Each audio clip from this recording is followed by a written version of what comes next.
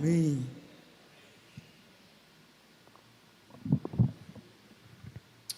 Amém. Glória ao autor da nossa fé. Romanos 11, do versículo 33 ao versículo 36, nós já lemos. Nós vamos nos debruçar nesse texto nessa noite. Alguém certa vez falou que a música, ela é vida interior. E quem tem vida interior, mas que não sabe, jamais padecerá de solidão. Essa é uma citação de um jornalista, escritor e político brasileiro chamado Arthur da Távola. Essa citação desse cidadão aí, ela destaca que a música, ela tem a capacidade de preencher, enriquecer a vida interior de uma pessoa. Ela proporciona para o ser humano uma fonte constante de companhia e de satisfação. A música, ela é uma expressão artística que vai refletir emoções, pensamentos e experiências do interior de um indivíduo. Essa é uma das razões pelo qual nós somos fascinados pelo livro de Salmos. O livro de Salmos, aqueles salmos, eles expressam emoções, sentimentos, experiências que todos nós um dia compartilhamos. Quem não já se deparou com um salmo e olhou assim, poxa, é exatamente isso que eu estou vivendo, que eu estou sentindo, que eu estou experienciando nesse momento. A música, ela nos envolve, seja ouvindo ou seja criando. Ela conecta a pessoa consigo mesmo de uma forma profunda e significativa. A música, ela traz uma riqueza emocional que serve de companhia para o ser humano.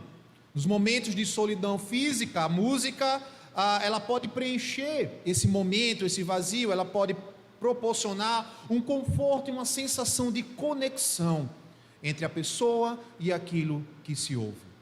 Essas são algumas reflexões que essa citação de Arthur da Távola nos leva a pensar sobre a questão da música.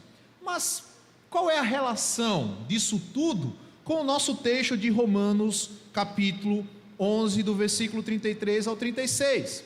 Como eu falei no início do nosso culto, o mês de novembro é um mês dedicado à música nas igrejas batistas. E uma das coisas que nós sempre mencionamos aqui, tanto eu quanto o pastor Eucias, é que a música no culto, na igreja, ela serve para ensinar, edificar e render louvor e adoração a Deus. A música, ela não é só um adorno para o momento de culto, só um momento em que nós cantamos algo que está nas paradas de sucesso do mundo gospel. Não. A música, ela tem esse poder na igreja de ensinar, edificar, render louvor e adoração a Deus. E aqui em Romanos 11, nós temos uma música, nós temos uma canção. Na teologia nós chamamos isso de doxologia. E o que é uma doxologia? A doxologia é uma expressão de louvor a Deus, frequentemente apresentada na forma de poesia ou de cântico.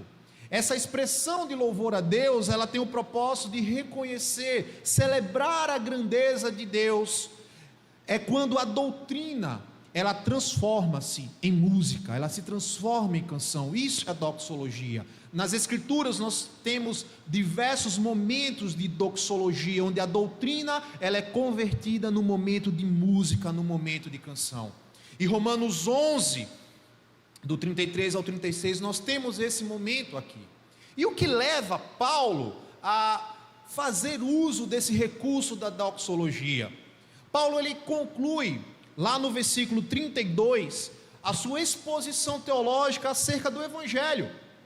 E ele vai concluir essa exposição através de um canto de louvor a Deus.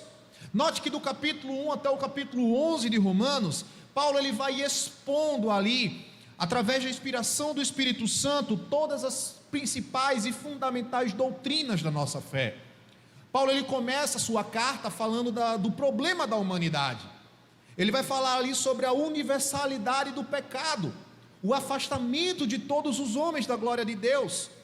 Paulo, ele quer anunciar o Evangelho à igreja de Roma, mas antes de anunciar as boas notícias, como diz o meu professor de Romanos, tá por aqui, ele tem que apresentar as más notícias. E qual é a má notícia? O homem está longe de Deus, o homem está debaixo da ira de Deus, e o homem por si só, ele não tem condições de se salvar, ele não tem condições de buscar novamente a Deus, ele não tem condições de se reconciliar com Deus.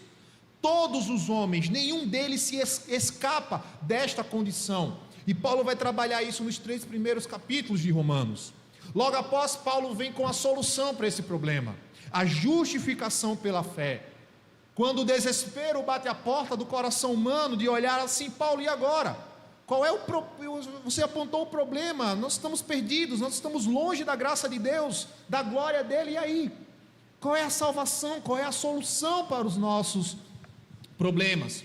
Então Paulo vem e apresenta para nós a salvação pela graça, mediante a fé em Cristo Jesus, e essa salvação, mediante a fé, ela nos justifica. Após isso, Paulo vai trabalhar o processo da santificação. Deus não somente resgata esse homem pecador, não somente o justifica, mas através do seu Espírito Santo, ele conduz esse homem a uma vida de santificação, o auxílio do Espírito Santo na vida e na conduta da vida cristã. Logo após, Paulo vem com a segurança da salvação. Romanos 8 é um tratado onde Paulo fala da nossa segurança em Cristo Jesus, quando ele mostra que nada poderá nos separar do amor de Deus, porque nós estamos firmes ali. Romanos 9, Paulo passa agora a falar da eleição. Nós fomos escolhidos pelo propósito eterno do Pai e salvos pela obra do Filho. Diante de toda essa exposição aqui, Paulo, ele para e ele contempla tudo isso que ele ensinou para a igreja de Roma, e passa então a render um hino de louvor a Deus. Essa adoração aqui, em Romanos 11:33, não é somente por conta da natureza oculta dos caminhos divinos, que sobressai o nosso entendimento, mas é uma adoração por tudo aquilo que foi revelado a nós, e como esses caminhos que Deus seguiu e conduziu a história da humanidade ultrapassam o nosso entendimento, como isso enche a nossa alma de gratidão e louvor a Deus. Mas o que levou Paulo a finalizar essa sua exposição doutrinária com esse hino, com essa doxologia? Justamente o conhecimento acerca de Deus. Paulo conhecia a Deus, Paulo conhecia a Cristo, conhecia o Evangelho. Esses são temas que nós temos falado nas nossas últimas mensagens, quando tratamos aqui sobre a vida de Estevão.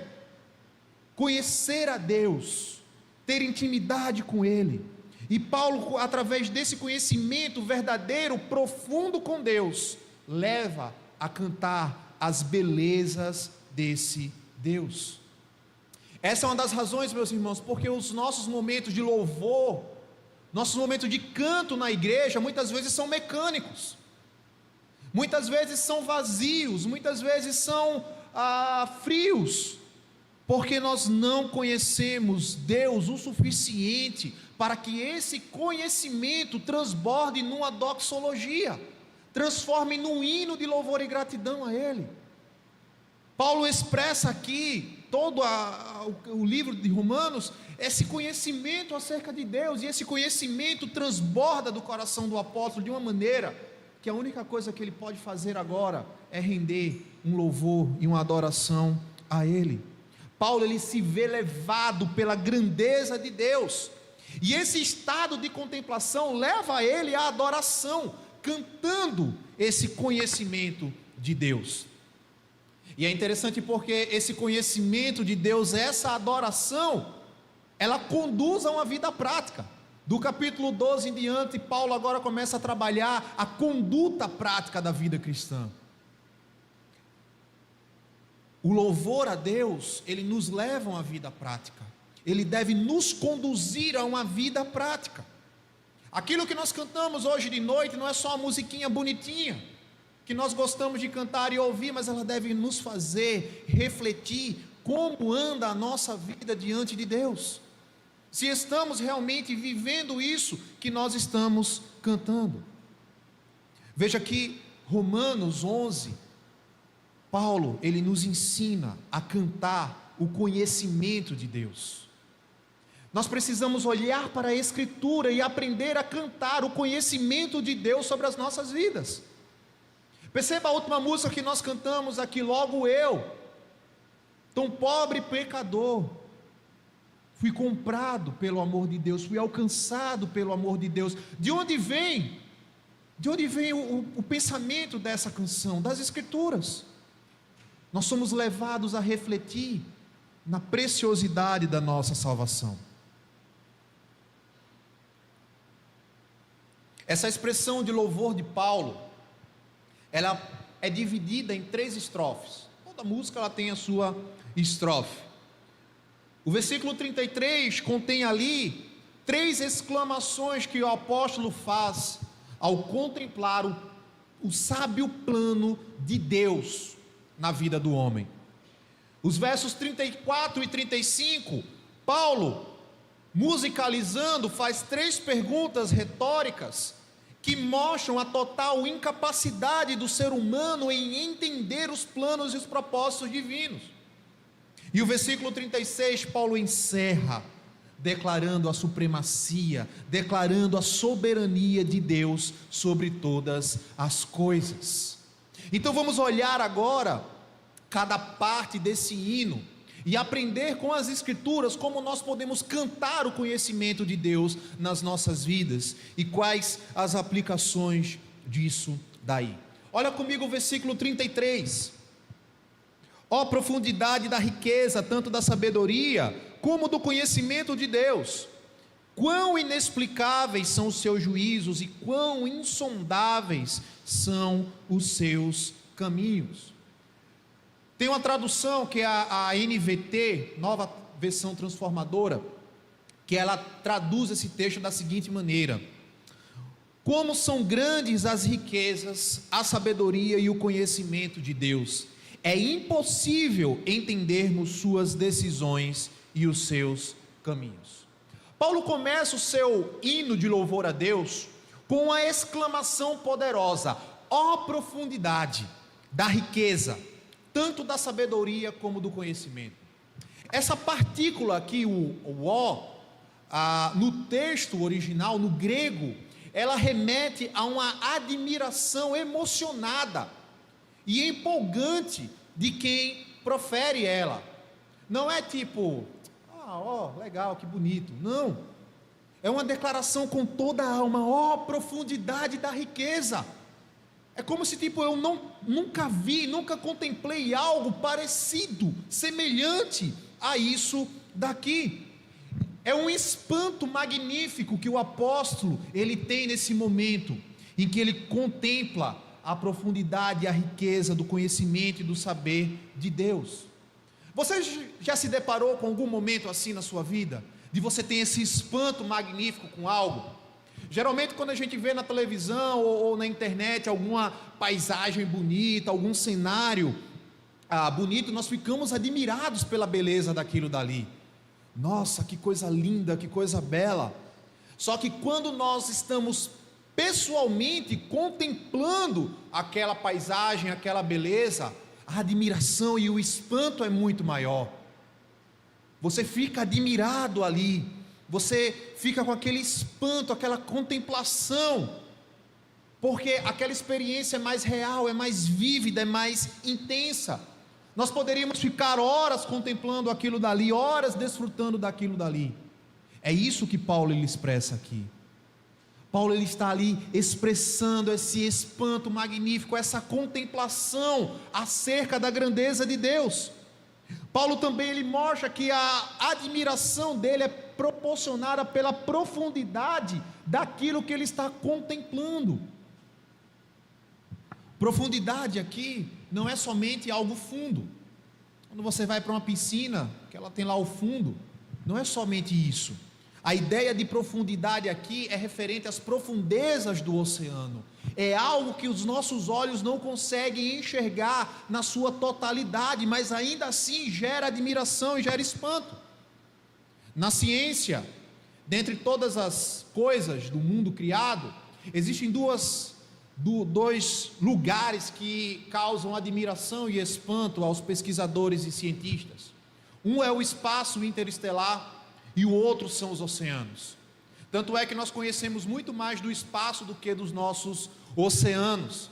A profundidade desses dois lugares gera um espanto e admiração dos homens, porque é algo que fascina, é algo que mexe com o nosso entusiasmo. Pense na dimensão dos mares e dos oceanos. Os nossos olhos só conseguem contemplar uma parte da superfície dele. As profundezas são desconhecidas para nós, mas elas geram admiração, elas geram curiosidade, elas geram interesse, geram até músicas. Mas o que é de tão profundo que Paulo olha aqui acerca de Deus, a ponto dele exclamar: ó profundidade? Ele vai dizer no seu hino: ó profundidade da riqueza, da sabedoria e do conhecimento de Deus. Então o fruto da admiração de Paulo é essa admiração, essa contemplação do conhecimento de Deus. Paulo ele vai destacar aqui 3 atributos divinos que causam esta admiração nele: a riqueza de Deus, a sabedoria e o conhecimento de Deus. Mas o que é que ele quer dizer com riquezas? O que é que ele quer dizer com sabedoria? Que tipo de conhecimento é esse que Deus tem e gera essa admiração, esse espanto em nós? Por riquezas, Paulo está se referindo aqui aos recursos infinitos de Deus. O nosso Deus é um Deus infinito, é um Deus eterno. Nenhum dos seus atributos se esgotam. O seu amor é ilimitado, ele não se esgota. Nós cantamos isso daqui. Paulo, olhando para o contexto de Romanos, ele vai mostrar que essas riquezas de Deus, que são profundas, estão ligadas ao seu amor, à sua bondade, à sua misericórdia, à salvação que ele nos proporciona através do Filho. Essas são as riquezas de Deus. Há um outro momento em que Paulo vai falar novamente dessas riquezas de Deus. Efésios capítulo 1, do versículo 3 ao versículo 8, o apóstolo diz o seguinte: bendito seja o Deus e Pai de nosso Senhor Jesus Cristo, que nos abençoou com todas as bênçãos espirituais nas regiões celestiais em Cristo. Antes da fundação do mundo, Deus nos escolheu nele para sermos santos e irrepreensíveis diante dele. Em amor, nos predestinou para sermos adotados como seus filhos, por meio de Jesus Cristo, segundo o propósito da sua vontade, para o louvor da glória de sua graça. Ele nos concedeu gratuitamente no amado. Nele temos a redenção pelo seu sangue, a remissão dos pecados, segundo a riqueza da sua graça. É dessas riquezas que o apóstolo está falando aqui. É essa riqueza do ser de Deus que nós somos chamados a contemplar e a render louvor e adoração. Nós cantamos a riqueza do amor de Deus. Esse amor de Deus deve gerar esse estado de contemplação em nós, de admiração, de exultação. Efésios 1,7, Paulo vai dizer em outra tradução: ele é tão rico em graça que comprou a nossa liberdade com o sangue do seu Filho e perdoou-nos os nossos pecados. O nosso Deus, ele é rico em graça. O nosso Deus, ele é rico em misericórdia. O nosso Deus, ele é rico em amor. Paulo está admirando a profundidade desta verdade. Nós podemos contemplar um pouco dessa riqueza. Nós podemos contemplar um pouco desse amor e dessa bondade. Mas esse amor, essa bondade, essa misericórdia vai muito mais além do que aquilo que nós podemos contemplar, desfrutar e viver. Deus, ele é rico em todos os seus atributos. E conhecer a Deus é desfrutar de cada uma dessas riquezas. Quando nós conhecemos a Deus, nós podemos desfrutar dessas riquezas, do amor, da bondade, da misericórdia, da graça, que só Ele pode proporcionar. E quando nós desfrutamos destas riquezas, nosso coração transborda de louvor, de cântico, de adoração a Ele. Assim como o apóstolo, nós temos que ser levados a dizer: ó, profundidade da riqueza. Mas que riqueza é essa? É o amor, é a bondade, é a graça, é a misericórdia que nos alcança, que nos salva, que nos quebra, que nos humilha e que nos dá a garantia de que um dia desfrutaremos da eternidade junto dEle, vivendo plenamente esse amor, essa bondade de Deus. Outro grande atributo que gera esse espanto maravilhoso no apóstolo é a sabedoria de Deus.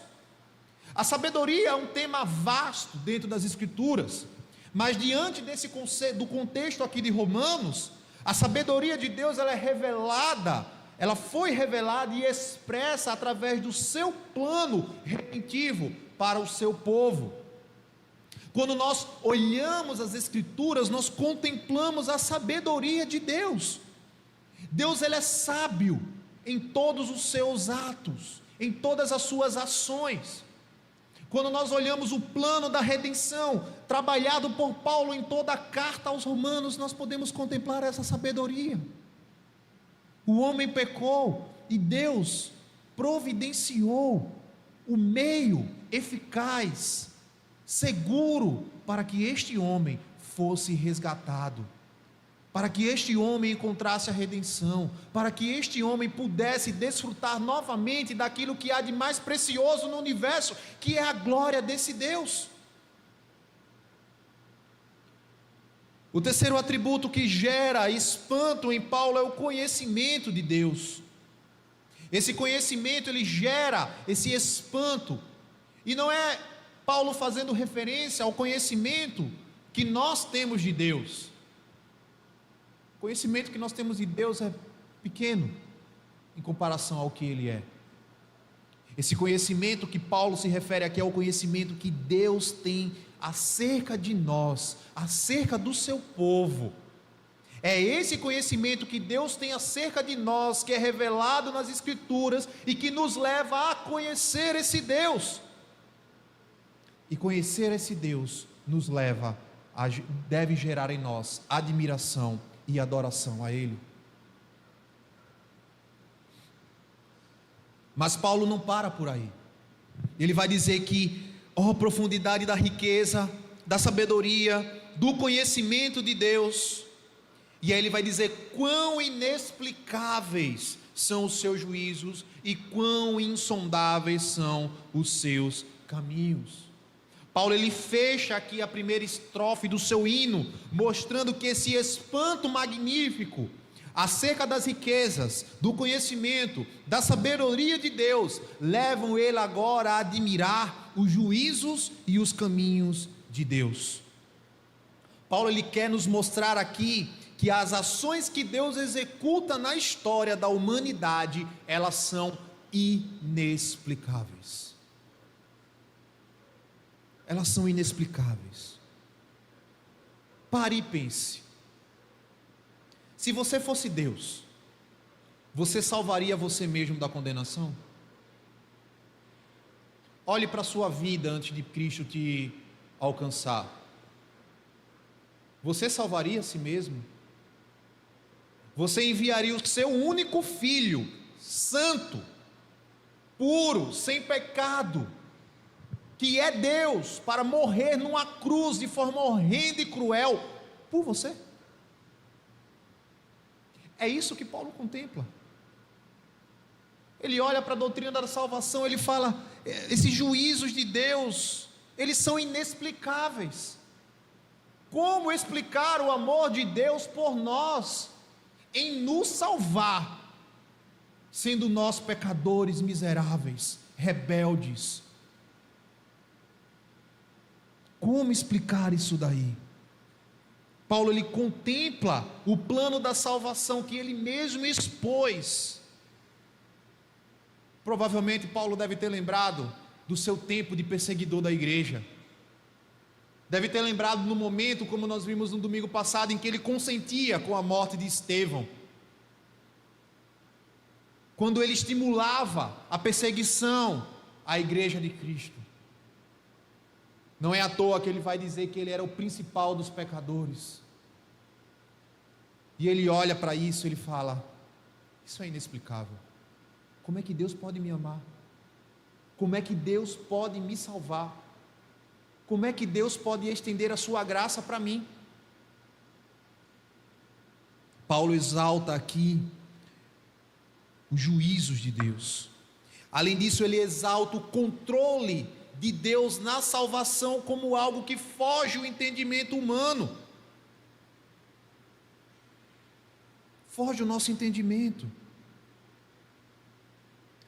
Nessa primeira estrofe do versículo 33, somos chamados pela Escritura a contemplar a vastidão das riquezas divinas. Você consegue contemplar as riquezas de Deus? Uma das músicas que nós cantamos hoje fala: grande é o Senhor e muito digno de ser louvado. Você entende a riqueza de Deus na grandiosidade do seu ser? Queremos o teu nome engrandecer e agradecer-te por tua obra em nossas vidas. Você consegue entender a grandeza da obra de Deus na tua vida e cantar de forma vívida, profunda estas verdades e vivenciá-las? A sabedoria de Deus, ela não é medida, ela sobressai o entendimento, o conhecimento de Deus ultrapassa a nossa compreensão humana.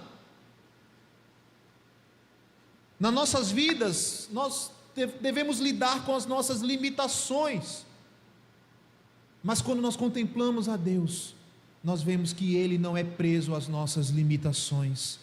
Nós servimos a um Deus que vai além das nossas limitações, cuja sabedoria vai além da nossa compreensão, cujos seus juízos são insondáveis e os seus caminhos inescrutáveis. Isso nos leva à rendição e adoração a Ele. João Calvino certa vez disse que o finito não pode conter ou aprender a plenitude do infinito.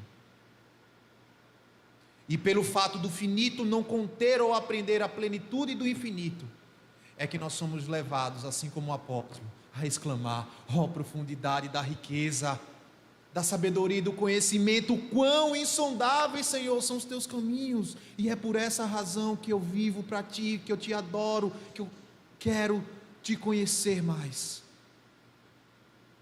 Versículo 34 e 35, nós temos a segunda estrofe dessa doxologia.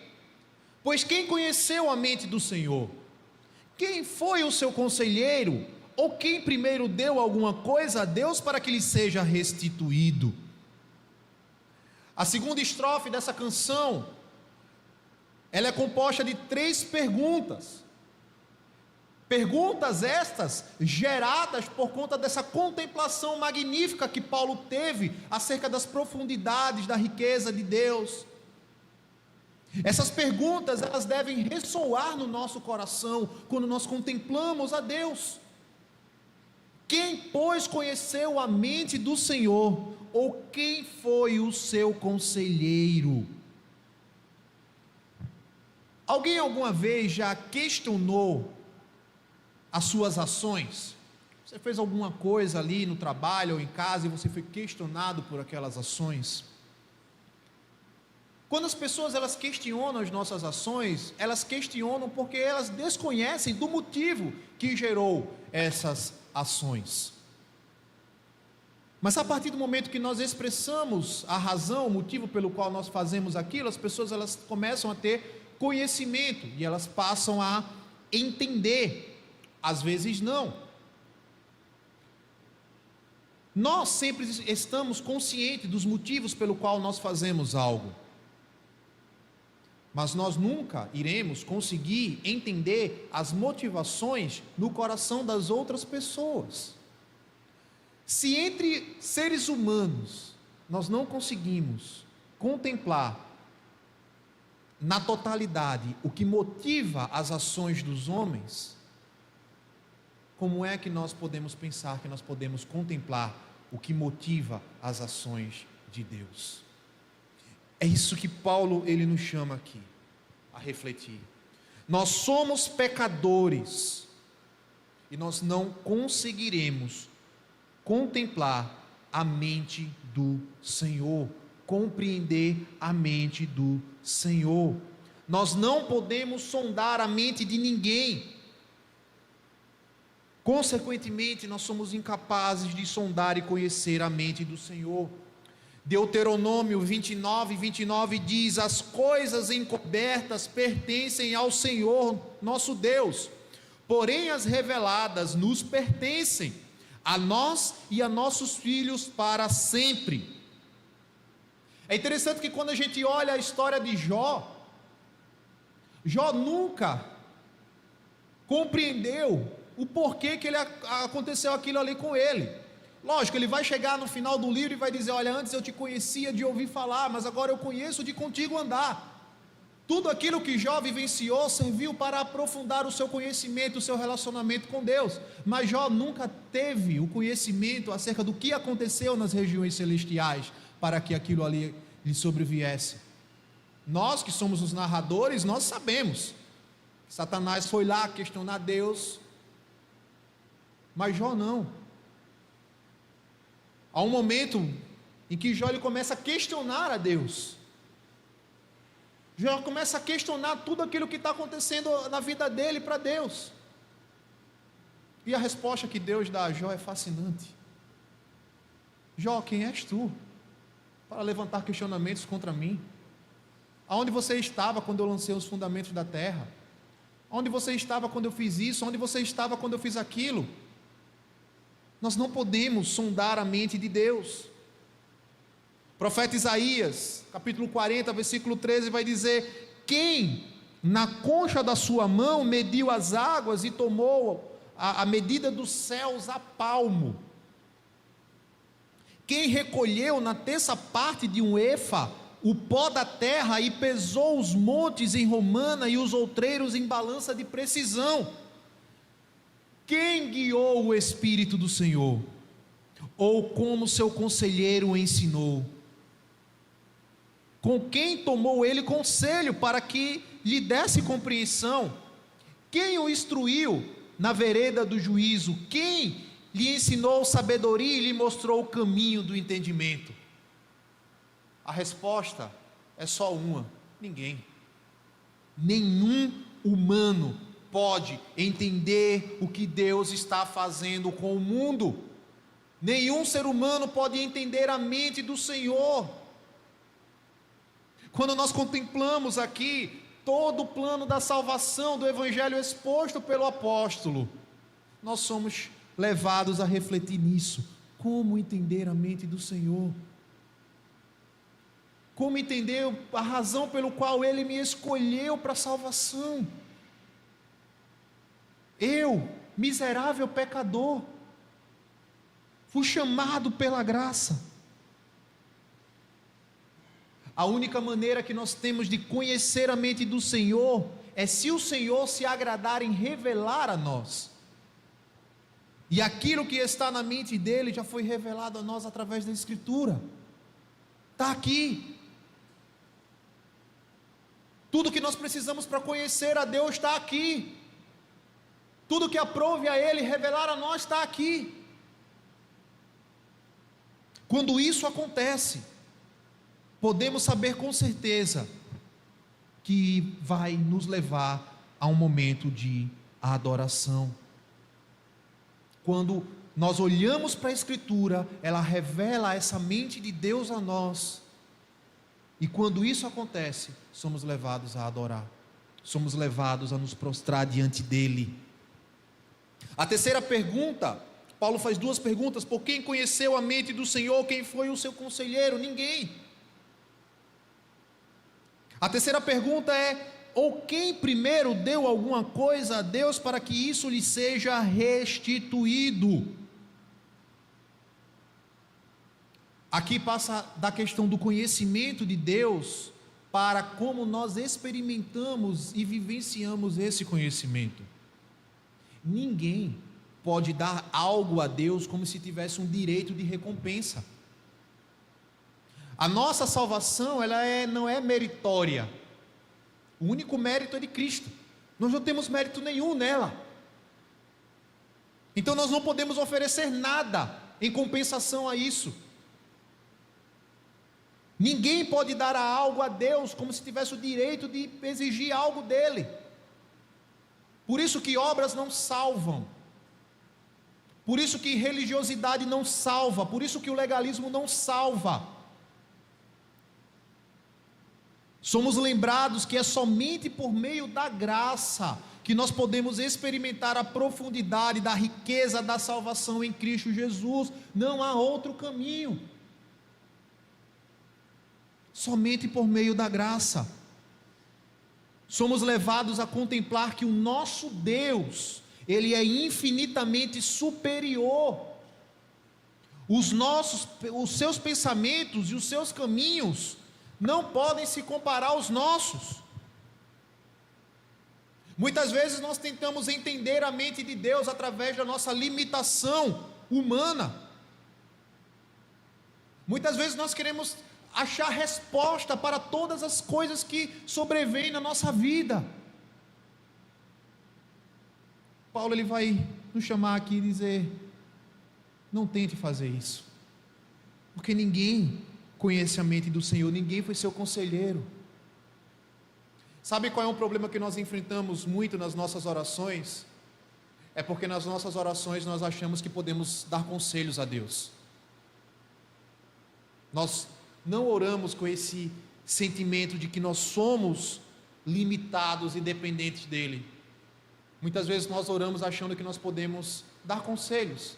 Senhor, olha, se tu fizer isso, Senhor, olha, se acontecer isso, Senhor, o Senhor podia fazer assim.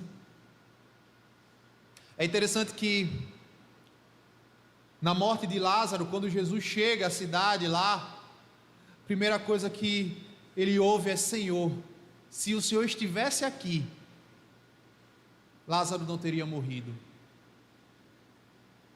Elas não entendiam a mente do Senhor, elas não entendiam a mente desse Deus. Quem de nós aqui pode ser conselheiro do Senhor? Quem de nós aqui pode dizer a Ele o que é certo ou errado, ou como Ele deve fazer algo? Somos vasos nas mãos de Deus, e Ele faz com esse vaso aquilo que lhe apraz. Somos instrumentos nas mãos de Deus, e Ele faz aquilo que Ele quer fazer. A única coisa que nós somos chamados é a confiar, crer, aceitar que a mente do Senhor está além da nossa compreensão. E lembrarmos sempre de Jeremias 29:11: eu é que sei que pensamentos tenho a respeito de vocês, diz o Senhor, são pensamentos de paz e não de mal, para dar-lhes um futuro e uma esperança.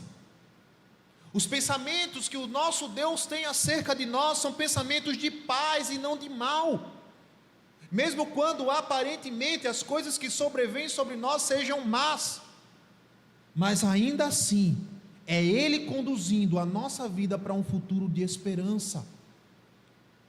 É por isso que Paulo vai dizer que todas as coisas cooperam para o bem daqueles que amam a Deus e são chamados segundo o seu propósito, de sermos transformados à semelhança do Filho de Cristo Jesus. E nessa doxologia, Paulo ele nos leva a refletir nisso: quem conheceu a mente do Senhor?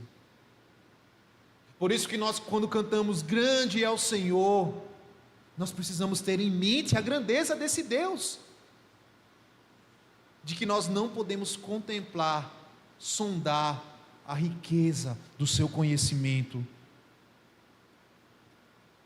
Paulo termina o seu hino no versículo 36, porque dele, por ele, porque dele, por meio dele e para ele são todas as coisas. A ele seja a glória para sempre. Amém.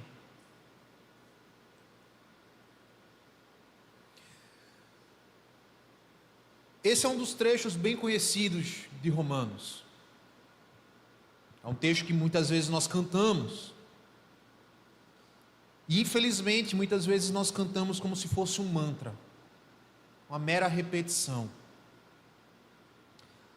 Paulo ele conclui o seu maravilhoso trecho aqui destacando a soberania de Deus sobre todas as coisas.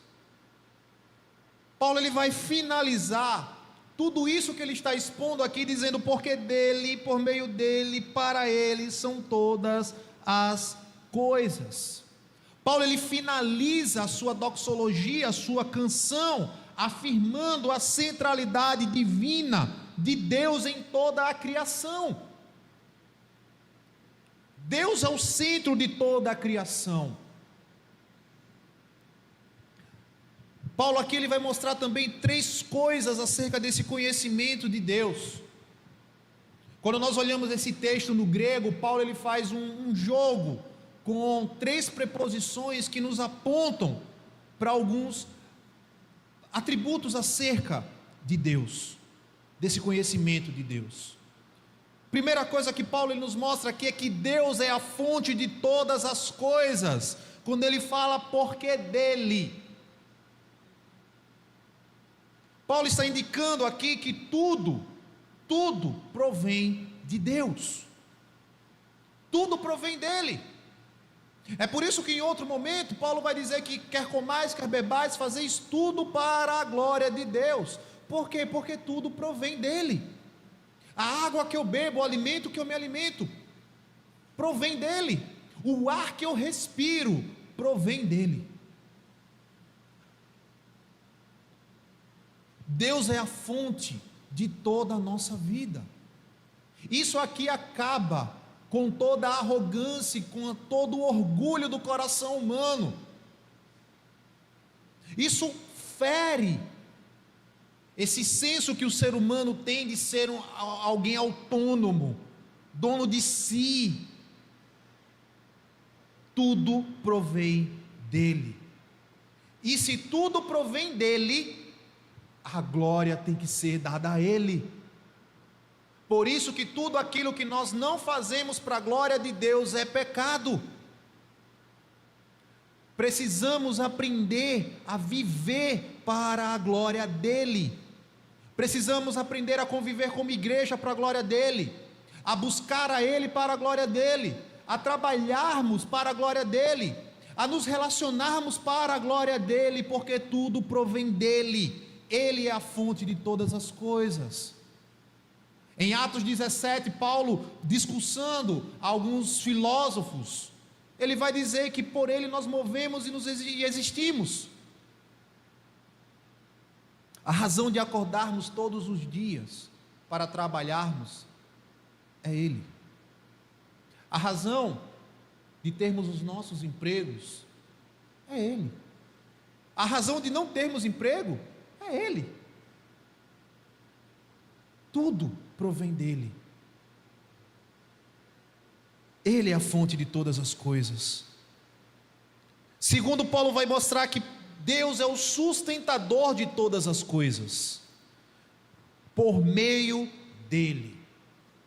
É ele quem sustenta toda a nossa vida. Nós não precisamos temer o que acontece no mundo afora.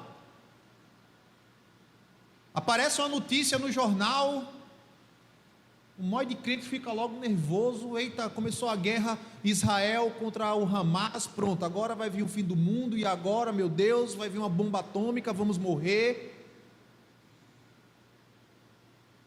Acontece alguma coisa, começa o caos na nossa mente. Irmãos, Deus é o sustentador de todas as coisas. Nada acontece sem que a sua soberana vontade permita. Tudo se origina nele, tudo é sustentado nele. A nossa vida é sustentada nele. É ele quem nos sustenta, conforme nós lemos no Salmo 147, no início do nosso culto. É ele que nos guarda, é ele que nos dá o alimento, é ele que nos protege, é ele que derrama a paz. Tudo provém dele. Por isso que nós somos chamados, exortados pela Escritura, a lançarmos sobre ele todas as nossas ansiedades, todas as nossas petições e súplicas. E como Paulo fala em Filipenses, a paz que excede todo entendimento sobrevirá sobre as nossas vidas.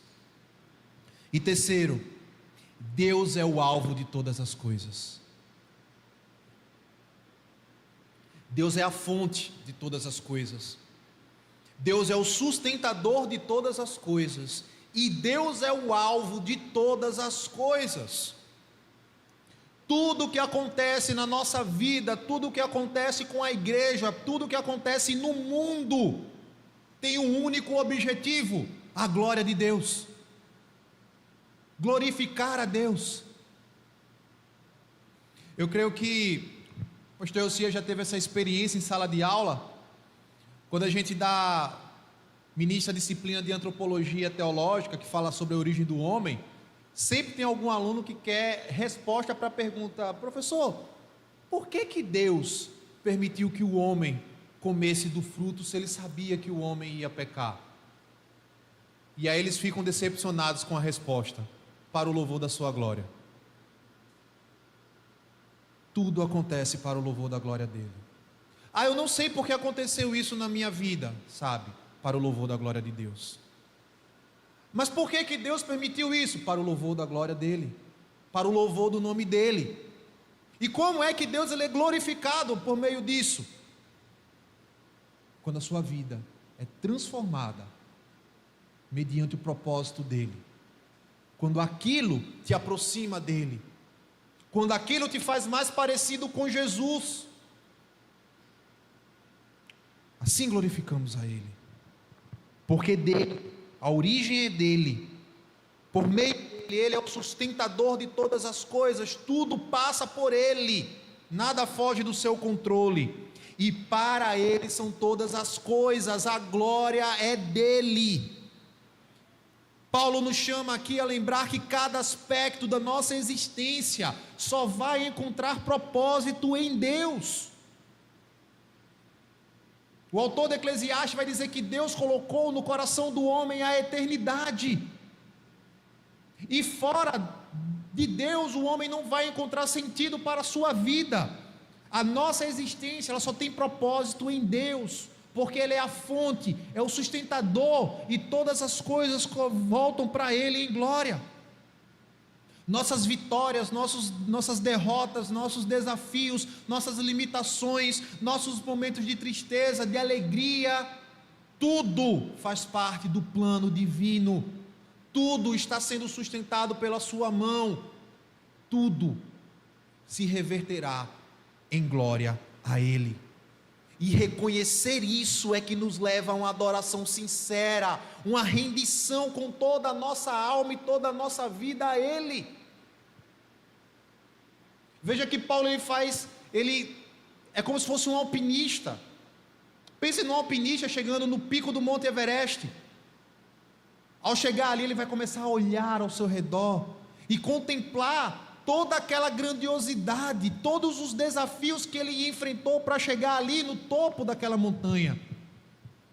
É exatamente isso que Paulo faz aqui em Romanos 11, 33 a 36. Ele para e contempla toda a perspectiva do Evangelho, toda a obra de Deus na vida do homem, na vida dele, na vida do seu povo e da igreja. Pare e contemple tudo aquilo que Deus já fez na sua vida até hoje, tudo aquilo que ele está fazendo. Concluindo, meus irmãos, quando nós contemplamos a palavra do apóstolo Paulo, nós somos desafiados a nos maravilhar diante da grandeza do conhecimento de Deus. Devemos reconhecer as nossas limitações, E ao mesmo tempo devemos confiar na sabedoria e na soberania daquele que conhece todas as coisas. Nossa resposta a esse Deus que é incompreensível deve ser que nem essa de Paulo, uma adoração fervorosa, uma entrega total das nossas vidas a Ele. A eternidade, ela não é tempo suficiente para a criatura chegar ao conhecimento de Deus. Por isso nós precisamos adorá-lo. Isso gera espanto magnífico no nosso coração.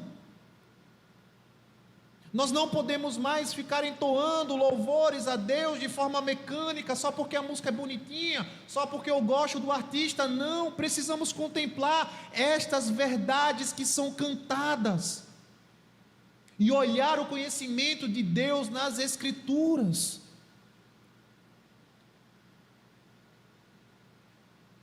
Podemos ver que nem nesse mundo, nem no mundo do porvir, o ser humano poderá conter ou aprender acerca daquele que é infinito.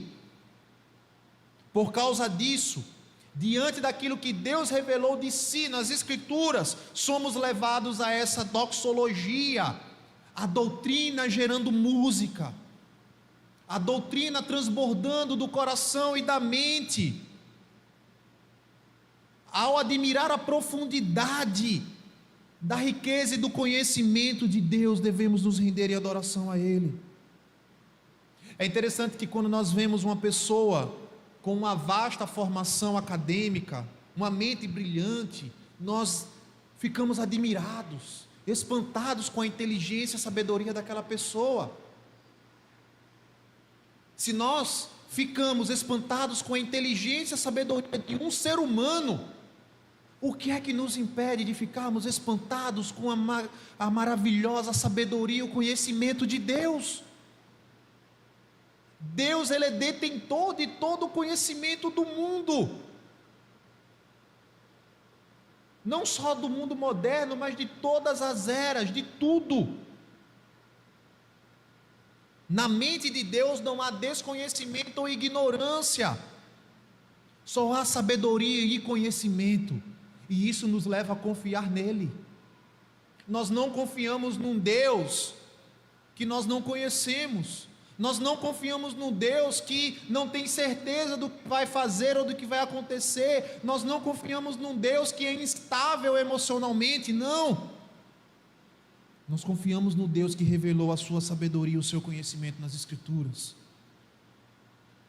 Quando nós chegamos à presença de Deus para adorá-lo, a única resposta adequada que nós podemos dar é reverência, admiração, humildade e submissão. Infelizmente nós chegamos no momento de adoração apenas como uma abordagem gentil. Muitos de nós, ao se depararmos com essas verdades, não temos ideia que nós estamos lidando com algo que nem os próprios anjos olham enquanto louvam a Deus, que é a grandeza dele. Pela graça nós podemos nos chegar diante do trono e render adoração a Ele. E quantas vezes nós desperdiçamos este momento, porque nós não entendemos que o conhecimento de Deus gera louvor, gera adoração, gera uma vida de intimidade com Ele. Precisamos aprender a cantar o conhecimento de Deus nas nossas vidas. Cantar o conhecimento de Deus significa confiar na sua sabedoria, mesmo quando nós não entendemos os seus planos. Render-se à sua vontade, mesmo quando os seus caminhos parecem desconhecidos. E reconhecer que todas as coisas têm propósito nele. A doxologia, ela nos leva à prática, cantar e viver, viver e cantar. Como diz a música de João Alexandre: quero cantar o que vivo, quero viver o que canto, seja meu riso ou meu pranto, viver e cantar, harmonizar os meus sonhos, poetizar as minhas lágrimas, e no contar dos meus dias, com Deus me encontrar. Que meu canto seja a voz de Deus por onde for, verdadeiro e transparente como o seu amor, pois Ele sabe os meus rumos, erros e acertos ocultos, conhece a sinceridade do meu coração. Que eu seja sempre o primeiro a me encontrar em sua graça, e em sua misericórdia transformar a minha vida numa linda canção. Não quero ser poderoso, nem me entregar como um fraco, só estar com Deus na fraqueza e provar do seu poder, buscar a sua vontade, boa, perfeita e agradável, e em seu perdão a razão para lutar e vencer. Lembra da citação que eu fiz no início da nossa pregação? A música é vida interior. Quem tem vida interior jamais padecerá de solidão.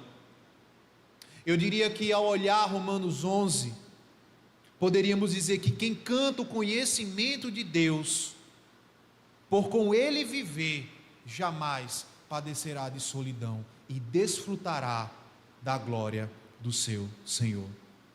Que a nossa adoração seja um hino de gratidão pela profundidade da riqueza do conhecimento de Deus, dos seus juízos e dos seus caminhos, que muitas vezes são incompreensíveis para nós. Baixe a sua cabeça, vamos orar.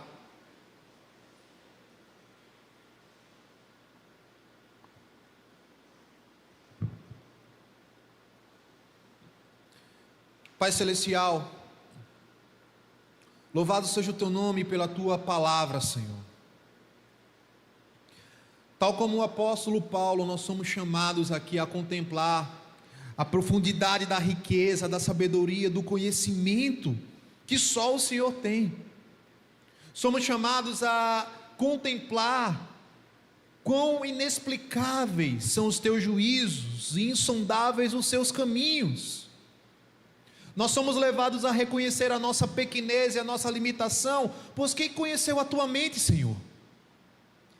Quem é que foi o Teu conselheiro? Qual de nós aqui pode te aconselhar acerca do que fazer?